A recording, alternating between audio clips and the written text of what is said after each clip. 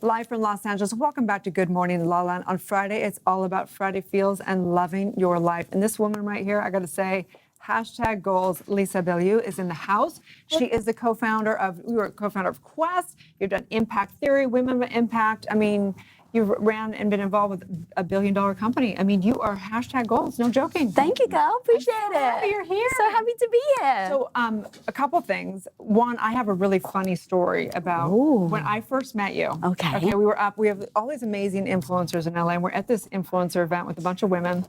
And I sat next to you. We got on this long table, and somehow we paired up and we sat. And I was in my second day in on a keto diet, and that was a disaster. I was so low energy. I was like, and I was having a hard time even talking. And I remember thinking, she must think I'm just a diss because I don't think I barely even said anything, you know. But you have been such an inspiration because I follow your journey, and you're all about health and all this stuff. So I want to know how your journey in health has led you to what you're up to today.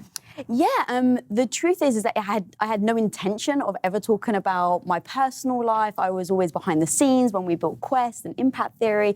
And then I've had a lot of health issues over the last 4 years with my digestion.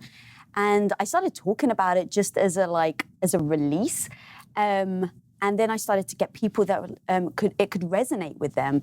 And so the more I was talking about it, the more people were reaching out saying that they also suffer from the same digestive issues. And really it's I don't feel sorry for myself, but it's how do I deal every single day with the condition that I have and not let it run my life. And so in talking out about that, a lot of people, it's resonated. And Well, you've even taken your message to the stages of TED Talk. Let's take a look.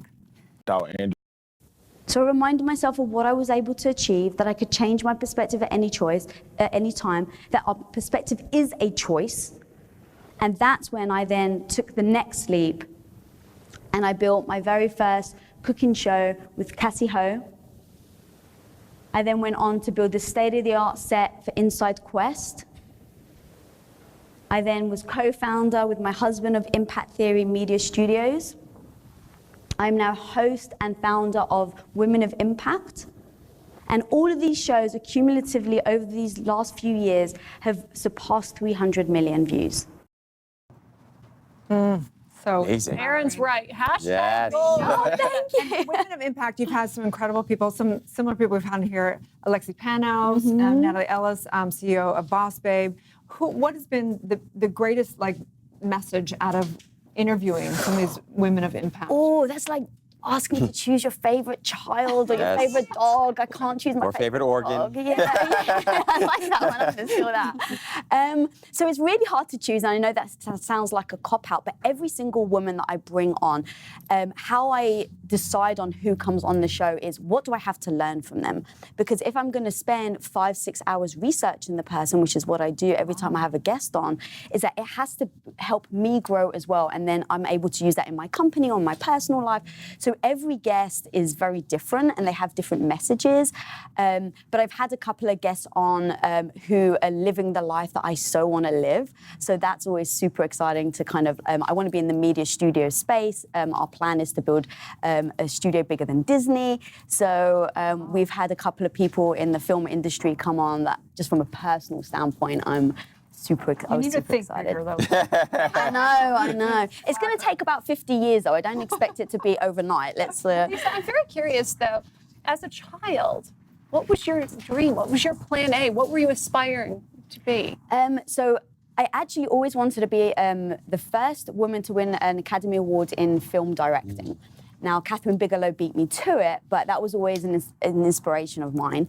And then what happened was I got married.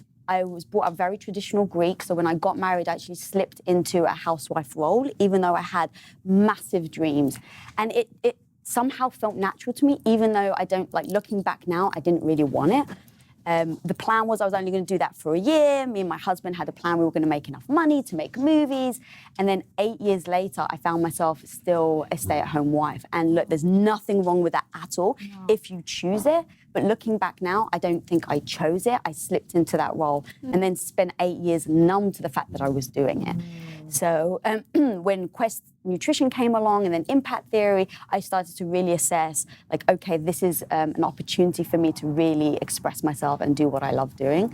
And so that's how I... What was the most challenging part of that pivot? You know, because when you're spending 8 years doing something that you sort of slipped into and didn't necessarily choose, and you want to ramp up in terms of a business, I mean, what did you have to learn or do that was hard? Yeah, it was all very accidental. Yeah. So my husband comes home one day, hey, we want to start this new business. I'm thinking, I'm going to be the best wife ever and I'm going to support my husband.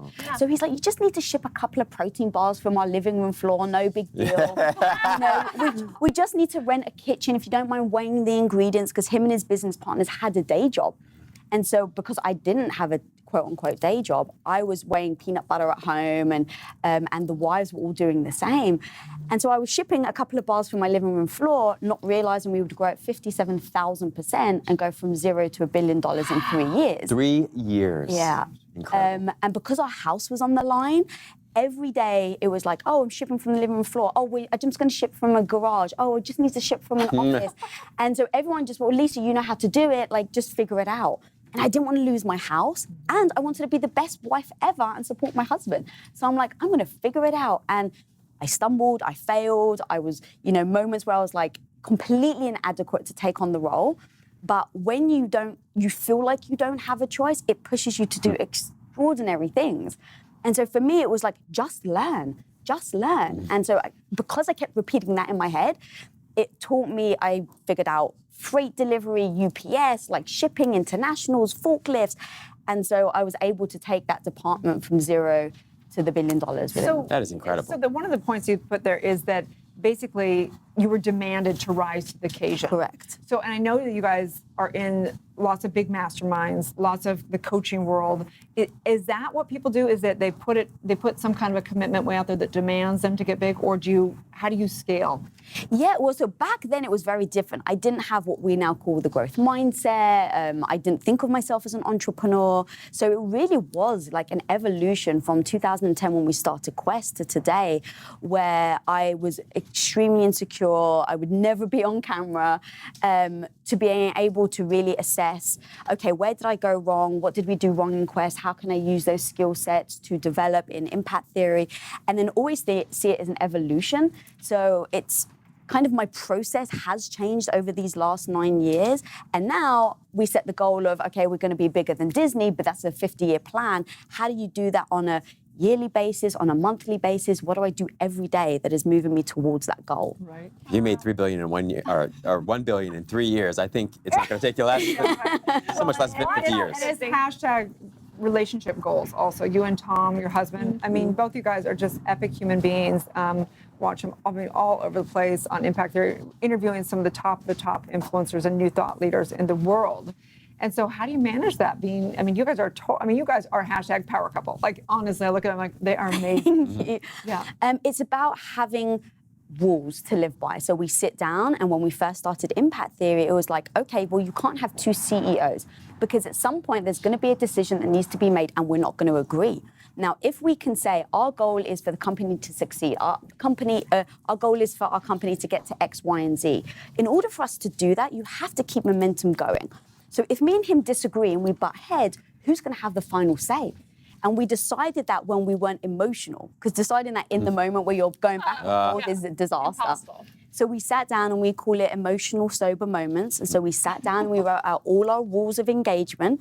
And in those moments, it's like, okay, if we come to a head, we're going to respect each other. We're going to go back and forth and try and persuade each other. But if we're not able to move forward, he decides the decision. And we've been Impact Theory now for 3 years, and only about 2 months ago, the first time that happened. Because usually we're very respectful and we kind of like, okay, let's just go with your idea. But a few months ago, we came to a head and we're in a big meeting with our entire team, and everyone's sitting around and we're debating, and we're not making any progress. And he's like, I hear what you're saying, but we're moving forward with this. And in that moment, I'm like, oh my God, that stings. And I'm like, Lisa, remember, you agreed to this. You agreed to this. I was like, cool.